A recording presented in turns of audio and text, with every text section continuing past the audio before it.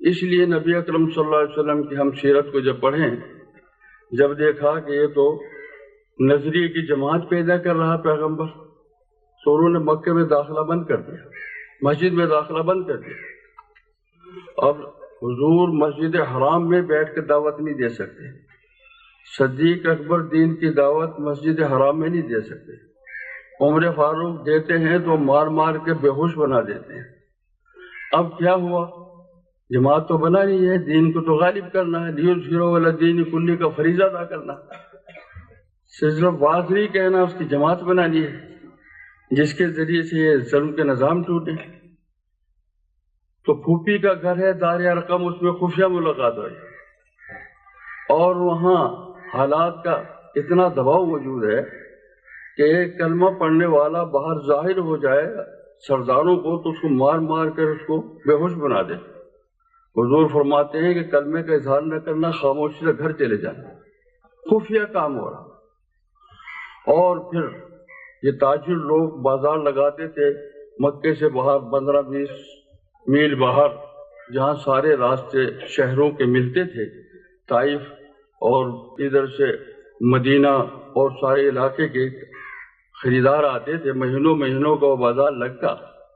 تو نبی اکرم صلی اللہ علیہ وسلم انقلابی جماعت بنانے کے لیے، جو اللہ کا حکم ہے کہ سرداران ظالم مکے کے سردار جو بد اخلاق متکبر اور سمجھے طبقاتی لوگ ہیں، ان کا نظام توڑنا ہے۔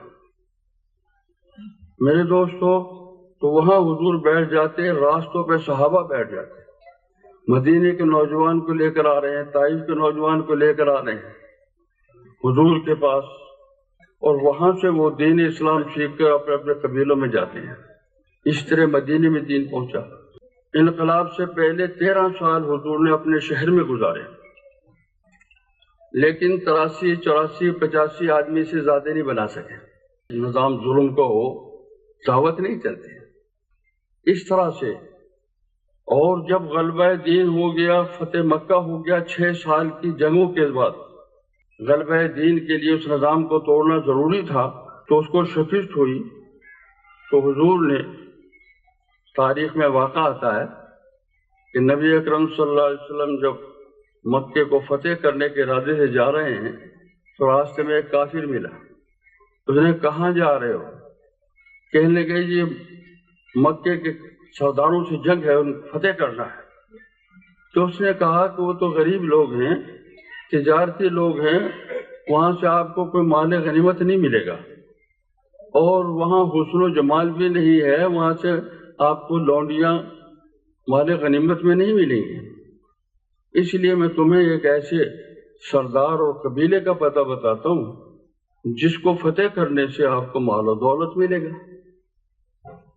تو حضور نے پوچھا ہے کیا باتیں کر رہا تھا؟ تو انہوں نے وہ باتیں بتا دی۔ حضور نے فرمایا کہ بیوقوف ہے، سمجھتا نہیں، ہمارا انقلاب کا مقصد مال لوٹنا نہیں ہے، کسی قوم کو ذلیل کرنا نہیں ہے، ہمارا تو ظلم مٹانا ہے، مظلوم کی مدد کرنا ہے۔ چنانچہ جب فتح مکہ کے لیے فوج داخل ہوئی تو حضور نے فرمایا دیکھو، جو مشرکین فوج بن کے پہلے آتے تھے اور اب وہ پناہ لینے کے لیے مسجد حرام میں داخل ہو جائیں گے تو ان سے لڑنا نہیں، اور جو فوجیں پہلے لڑنے آتی تھی بدر میں اور احد میں، وہ اگر آج اپنے گھروں کے دروازے بند کر لیں گے تو ان کو کچھ نہیں کہنا، اور جو لوگ سفیان سردار ہے وہاں کا، وہ پناہ جن کو دے دے اس سے لڑنا نہیں، ہاں جو انقلاب مخالف ہو ان کو پکڑنا یا ان سے لڑائی کرنا۔ چنانچہ فتح مکہ کے موقع پر کچھ سپاہی مجاہدین جو قریش مکہ کے تھے، وہ جذبہ لڑائی میں اپنے وطن کی جنگ لڑ رہے تھے، حضور کے مقابلے میں ہتھیار نہیں ڈالے، وہ پکڑے گئے، حضور کے پاس لائے۔ حضور نے پوچھا ان سے کہ اب تمہارے ساتھ کیا کیا جائے؟ انہوں نے کہا کہ ہمارا تو قانون یہ ہے کہ اگر ہم آپ پہ غالب آ جاتے تو آپ کے سپاہیوں کو ہم قتل کرتے، آپ ہم پر غالب آ گئے ہیں، آپ ہمیں قتل کریں۔ نبی اکرم صلی اللہ علیہ وسلم فرمایا جاؤ، ہم نے تمہیں کچھ نہیں کہنا، اف بھی نہیں کہنا۔ واپس چھوڑ دیا ان کو۔ کچھ عرصہ کے بعد میں وہ واپس آئے اور کہا کہ یا رسول اللہ آپ ہمیں مسلمان بنا لیں۔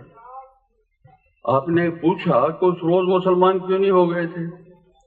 فرمایا کہ اس روز ہم مسلمان ہوتے تو ہمارے بارے میں رائے ہوتی کہ جان بچانے کے لیے مسلمان ہو گئے۔ پھر ہمارا یہ خیال تھا کہ یہ انقلاب جو ہے یہ کیسا انقلاب ہے، یہ اقتداری جنگ ہے یا کچھ اس کا نظام کا کوئی خاص نتیجہ نکلے گا؟ تو ہم نے دیکھا کہ پیارے رسول آپ کے جماعت کے لوگ جو ہیں وہ تو فرشتے ہیں رحمت کے، ہمارے ساتھ انہوں نے وہ ہمدردی کی جو اپنے بھائی کے ساتھ بھی نہیں کرتے۔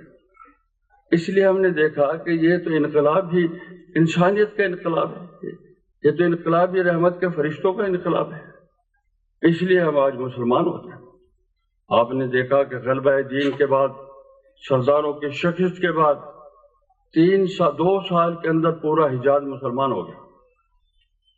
کلام پاک میں آیت نازل ہوئی اذا جاء نصر اللہ والفتح ورأيت الناس يدخلون في دين الله افواجا، خاندان کے خاندان، فوجوں کی فوجیں آ کر مسلمان ہو رہی ہیں، اور کہاں ایک ایک آدمی کو تلاش کر رہے ہیں اور وہ مسلمان نہیں ہوتے۔ نظام کا خوف اور ڈر ایسا ہوتا ہے، اس لیے غلبے کے بعد ہی دعوت اسلام چلتی ہے۔ تو 2 سال میں پورا حجاز مسلمان ہو گیا، اور حضور نے حجۃ الوداع میں کھڑے ہو کر اعلان کر دیا کہ اللہ تعالیٰ نے مجھ سے جو کام لینا تھا پورے حجاز سے کفر و شرک اور ظلم کو مٹا دیا۔